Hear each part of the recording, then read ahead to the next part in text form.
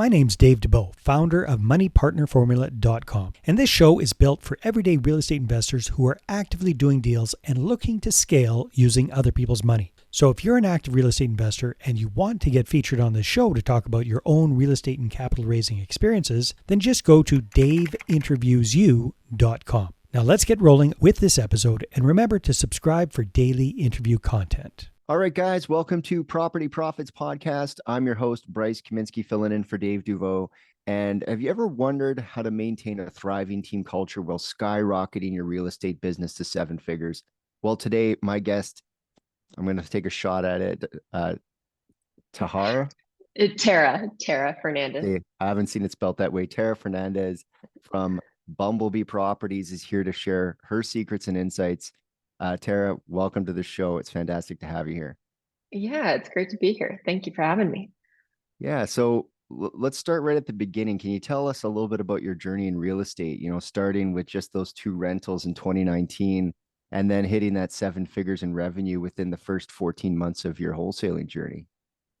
Yeah, so we started, what is that, 4 years now, 4 or 5 years ago in real estate. Before then, I spent about 10 years in healthcare IT sales. So I sold systems into hospitals and medical centers as my day job.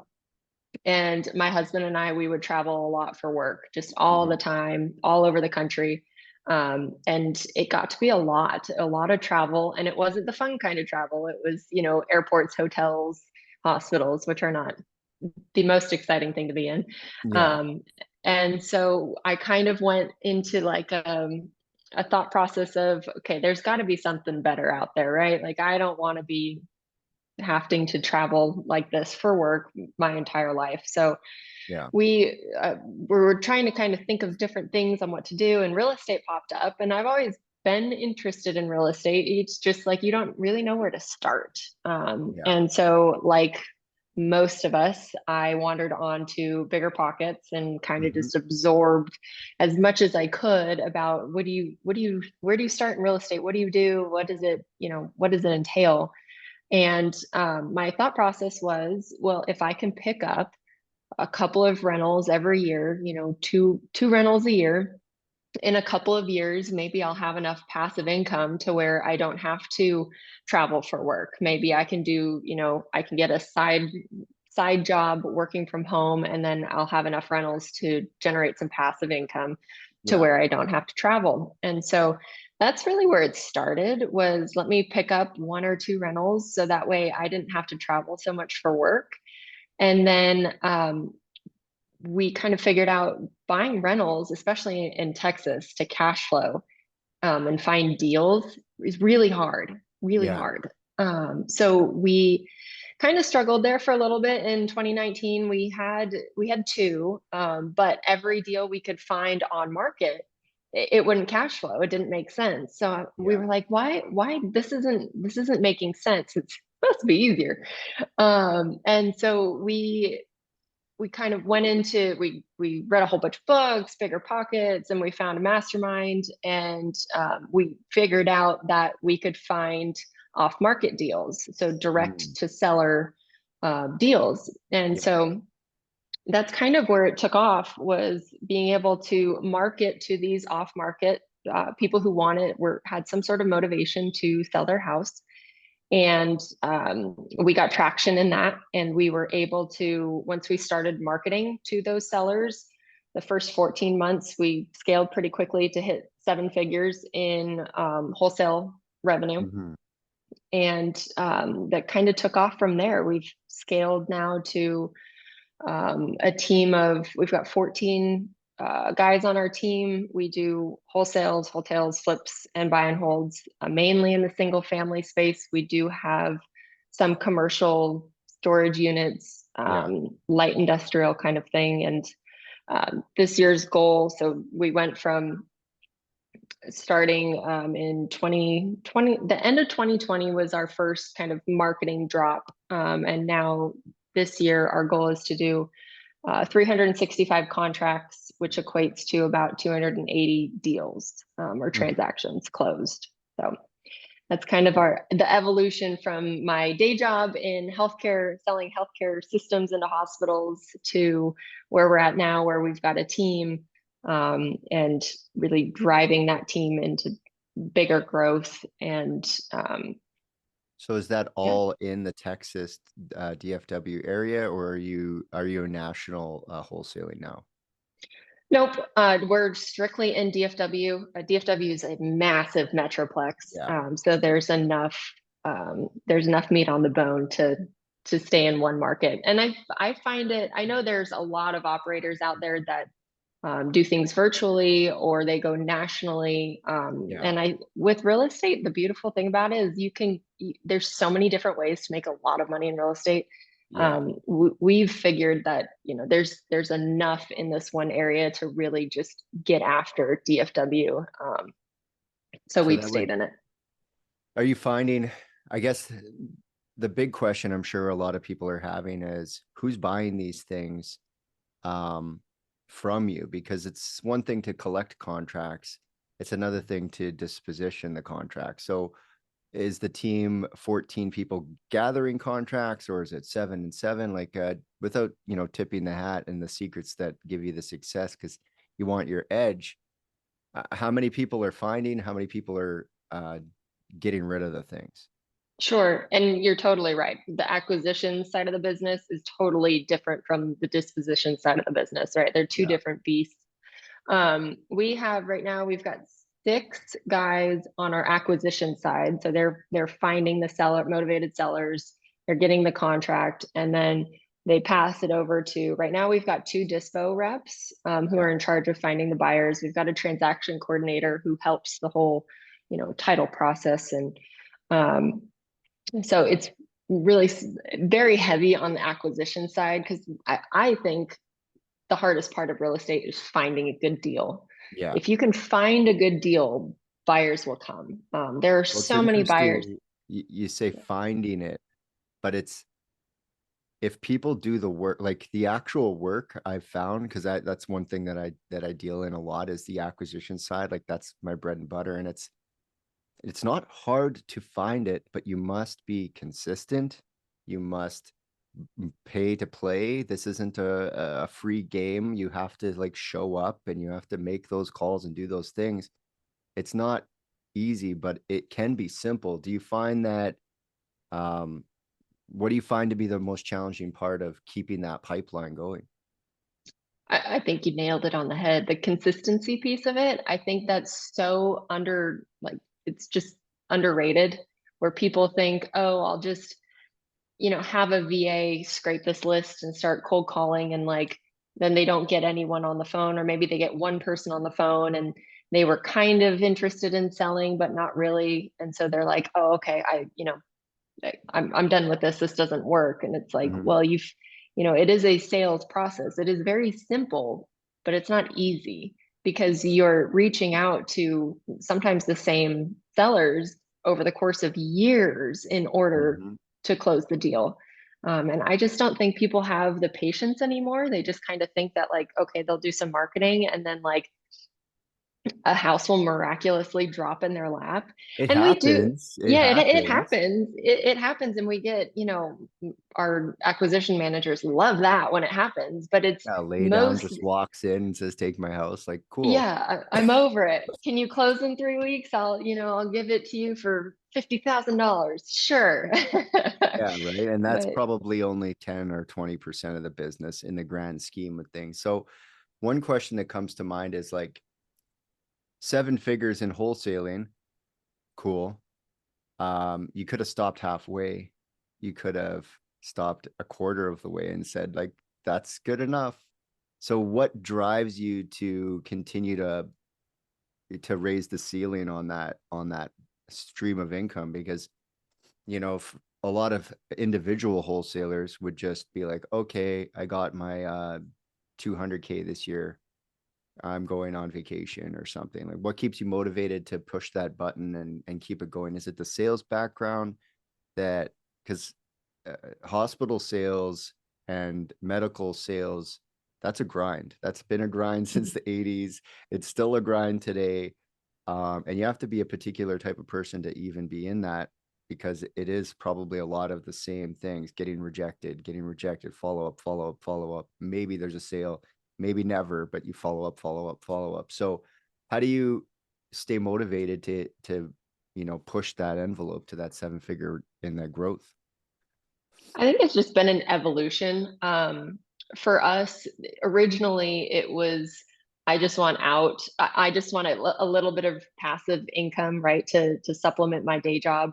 Because both my husband and my husband's my business partner in this endeavor, and we were both like, okay, let's just supplement it. And then it caught traction a little bit. And so the new goal was, oh, okay, maybe we can both quit our jobs, right? And so that became the new goal of, okay, we got to make X amount of money in order to quit our regular jobs. And then we did Yeah. that. And then that was fun for a little bit. And then we were like, oh, okay, maybe we can, hit the gas a little bit more and grow a team. So that way I don't have to be, my husband was the one, creating the contracts. He was the Yeah. closer. Like, well, maybe we can put a lead manager in place so he's not having to do a whole bunch of the follow-ups. He can just do the pure qualified leads and take them to the closing table. So then we got a couple of employees in there, and then it was kind of like, okay, how else can we take ourselves out of the business? So not necessarily, it wasn't let's make more money, although that's really nice. It was more, who can we put in our seats that we're working on, so we don't have to work in the business and we don't have to work 40 hours a week, right? We can have other people do the job for us. So that was kind of the reasoning for The scale. adding, not the scale part. Yeah. So what strategies or practices have you had to implement to ensure that there's effective communication and collaboration of team of 14? Oh gosh. That's been primarily our job for the last probably year, is just implementing processes on, okay, what I did really well and what my husband did really well, how can that go from in my brain innately onto paper as a repeatable process for someone else to take over?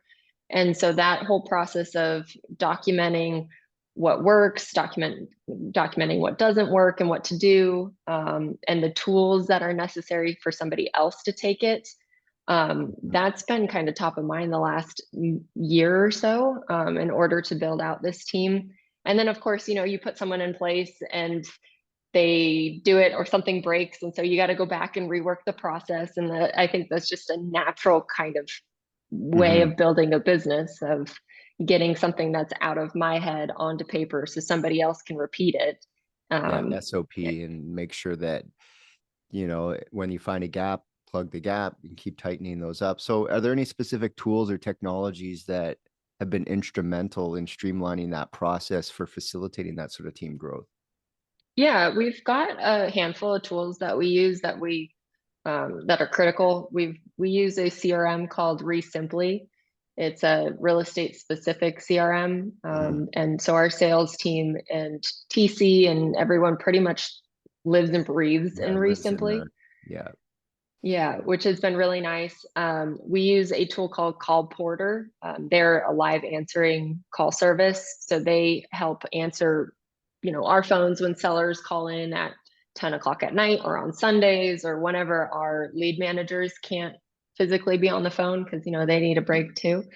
So those are a couple of the big tools. Monday.com we use a lot for kind of like our whiteboard. So when we're Yeah. tracking our deals that are in escrow, we use Monday.com. We use Monday.com for our project management side, for like the flips and wholesales, that kind of thing. So those are the three main tools. We try not to have so many tools because you end up, Yeah. things are just a mess. So we try to Copying limit and it. pasting it from one to the next. So, Yeah. you mentioned that kind of life of freedom that you were trying to escape from. A lot of people would trade their desk job to be flying here and there and everywhere, but at the end of the day, do that for even 6 months and you realize that you're not even unpacking. You're just rolling Right. your bag and then you put it back by the door and you get back on the plane and you fly out on a Thursday and you're back on a Monday and you fly out on a Thursday and you're back on a Monday. So, with that, how do you balance that newfound freedom with the responsibilities of running this growing, successful business? I think we've maintained a pretty good balance. There's that hustle culture where, everyone out there's like, oh, I grind Sunday through Sunday, and I only sleep from 2 a.m. to 5 a.m. And I don't really subscribe to that. I think, living in the present, because tomorrow is not promised. Having that balance of, we do take vacations, and I do have hobbies that I go and do every week. And I think that actually energizes me more. So when I am working, I'm working on the stuff that actually matters versus grinding. A human can only focus so many hours in a day, and then the rest of that just kind of peters out. You might be in front of your desk, but you're not actually moving the needle, if that makes sense. So I would say the having that work-life balance was kind of one of the key pieces as to why we wanted to scale our business, and that motivation of being able to take those vacations and have those hobbies and that kind of thing.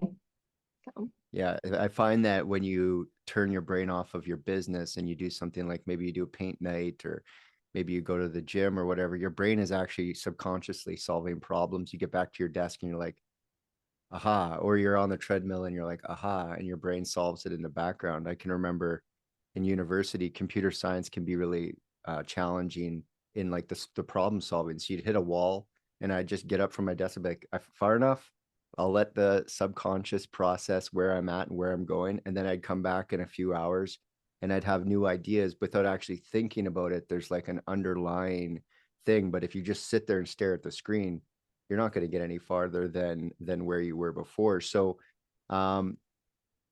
what advice would you have for entrepreneurs or business owners who aspire to achieve that similar level of freedom and flexibility in their lives?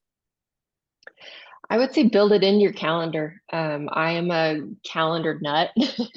My husband and I will go every November. We'll go on an annual planning trip, and like we will plan out that next year. Everything from business goals, what do we want to achieve revenue wise, number of houses we want to keep as rentals, like all the business stuff. And then equally in that same trip, we'll plan out like, what kind of fun travel do you want to do? Is there something on your bucket list that we want to, tackle next year? And like literally calendar plan it out, because we all get so busy. And then like 6 months go by and you're like, oh yeah, I really wanted to go do that, but I didn't end up doing it. So I would say just put it in your calendar, schedule it. And it seems to get done when it's on the calendar. Yeah. If you don't plan for it, what is it? It's if you don't plan for it, life will plan for it. Something along those lines. Like something will eat your time. If you don't take it, life will take it. So, with everything that you guys are doing, what would you say your unfair advantages? What comes easy to you that other people might find difficult to do? I've never been super talented at anything. I've needed to work harder than pretty much anyone to get the same results. That's always been that's been pretty consistent throughout my life. And so I think what makes me different is because I've had to work a little bit extra harder. I listen really clearly to my mentors or people who have done the things that I want to do. I listen very intently on their advice and I copy it verbatim.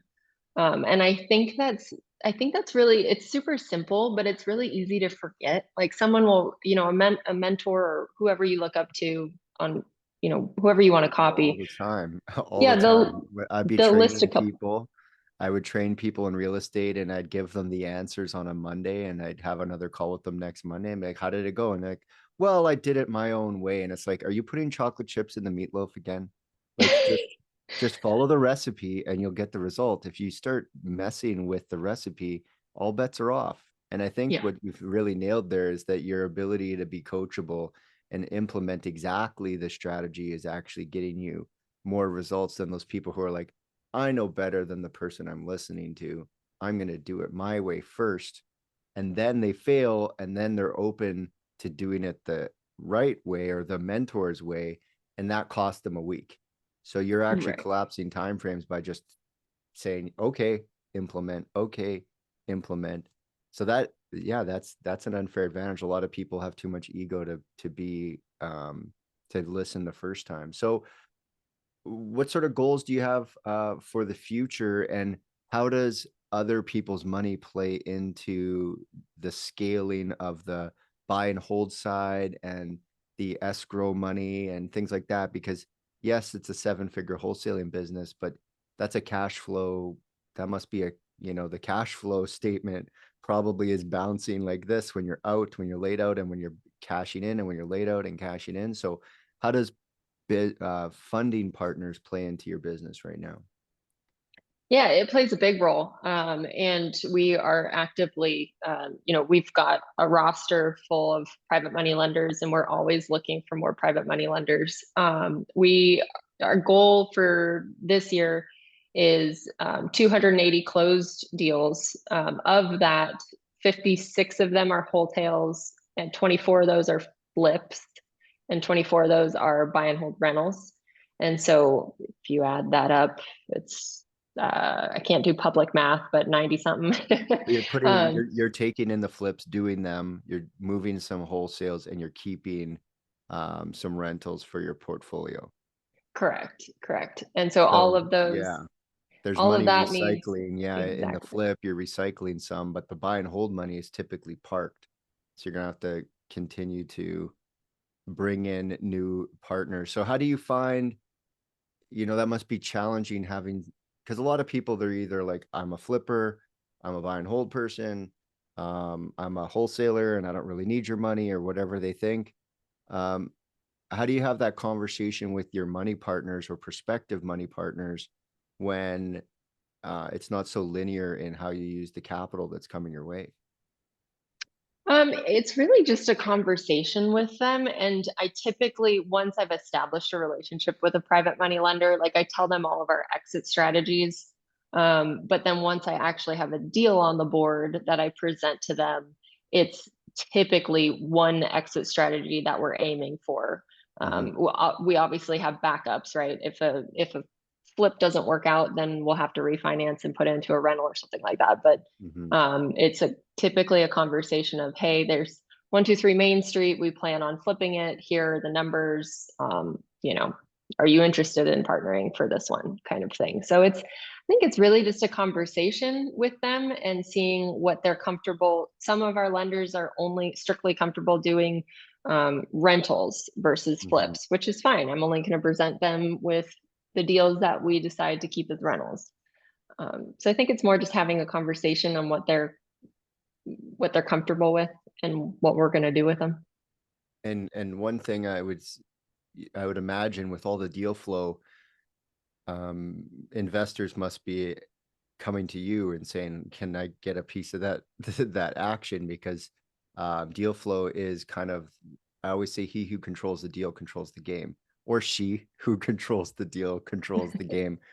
But whoever's holding that contract ultimately gets to execute the strategy. So do you find that your deal flow is bringing investors, or are you still actively having to engage with the public in a way that, networking events, etc.? Like, where are you getting your new money from as buy and hold money gets parked? Where's the 2024 money coming from for that? Sure. So a couple of things are, their buy and hold money actually gets refinanced out into long-term 30-year loans for our larger, they're not banks, they're like private equity companies. So the private money lenders' money does get recycled, which is nice. But it's right now, we're still in like growth phase. So it's really just putting our name out there, especially in the DFW market. And as people get to know, like, oh, they bring deals. They not only bring volume of deals, but they bring really good deals. Because that's equally important, right? You can get maybe more important. Maybe if you do less deals, but everyone knows that when they get an email from, Bumblebee Properties, they're like, oh, I should take a look at that email. Sometimes I get wholesalers, out of Arizona or out of Florida, and I'm like, I get a little tone deaf to their email because I look at the numbers and I'm like, I don't know who you're trying to sell it to, but it's not me because those numbers don't even make sense to me. So um, Yeah, we've definitely, if been you're listening very along, yeah. Yeah, we've been very, very particular about how we, the deals that we decide to wholesale and not take down ourselves, they are still ran as if we would take it down ourselves. And so we've created deals, for lack of a better word. And Mm-hmm. we'll have other wholesalers come to us all the time asking us if we can move their deal for them, and we'll review it. But if it doesn't meet our standards, we'll just tell them like, hey, sorry, this isn't a deal. Like, I'm not going to Yeah, blast this out to go my and buyers list. go and try again, get that price down or change the terms. I don't like a 4-day possession. Like, and we need more time to move this thing. So, um, we kind of covered all of the planning and futures and stuff like that. I guess, what do you see for the future? Let's look 5 years out. How do you envision your business evolving in the coming years? Sure. So we're big on team building Mhm. exercises. And we've built a team, and I so enjoy the guys that are on our team. They're girls too, but it's mainly, I think it's 95% dudes. So I can say that. But I it's always thought that if I had nothing but girls calling real estate property owners, I'd probably get a better conversion rate. Like if I could convince girls to do that job, it just seems Yeah, like there's just so many guys out there who are like, I want to get a deal. And it's like, okay, cool, but dudes calling, like, you're gonna get, it's like, why are there a lot of female waitresses? Because both a guy wants to have the order taken and a girl, but a yeah, male waiter comes over and people are like, oh, he doesn't care, he's just very systematic, he's taking your order. So um yeah, that's funny. sorry to interject, but go ahead. So you've No, got a you're team about grow the building the business forward here. Yeah, and over the next 5 years, we're pretty focused on like their dreams and aspirations. Mhm. So over the next 5 years, I want to make sure that whatever their personal and professional goals, but personal goals get filled as we're building out our acquisitions company. And then, down the road, being able to bolt on other complementary real estate, businesses, whether it's Mhm. lending or um, I mean, that's other. the big one, right? That's the level 5, because you're already doing level 1 leads, level 2 negotiations, level 3 flips, level 4 wholesaling or buy and hold. The last one there is just level 5. You get so much cash that someone says, hey, can you lend to me? So yeah, Yeah. congratulations on climbing the ladder in such a short period. It's usually 5 years, and you're right on the cusp on a almost a perfect trajectory. So congratulations. Thank you. I appreciate it. It's been a lot of fun. It's a lot of fun building businesses, and then especially in real estate too, because real estate is can be pretty lucrative if done correctly. Yeah, and you get out of the office, get in the car, go look at something, walk through a house and be like, oh my God, people live in there. And, it's a very interesting, a definitely interesting business. So if people want to connect with you and they want to find out more, what should they do? How do they find you? Sure. I'm on Instagram. It's pretty much the only social media platform I'm on. So Mhm. they can find me there at Tara underscore Ferns. You want to spell it for the people listening at home? Sure. Tara, TARAH underscore FERNS. Perfect, perfect. Well, I really appreciate you stopping by. Yeah. Thanks for having me. No problem. And until next time, guys, we'll catch you on the next episode. Hey there, I really hope you enjoyed that episode. And as always, if you want to listen to more daily interview content, make sure you subscribe. And if you're an active real estate investor and you're doing deals and you'd like to get featured on this show, then just head over to daveinterviewyou.com. Now, at moneypartnerformula.com, we help real estate investors to create a process for predictably getting capital so they can do more deals without relying on hard money lenders or the banks. We do this by building them a private capital marketing system. Now, if you want help turning yourself into a big money capital attraction machine, then book a call with our team to see how we can help. Just visit moneypartnerformula.com to find out more. All right, take care, and we'll see you on the next interview.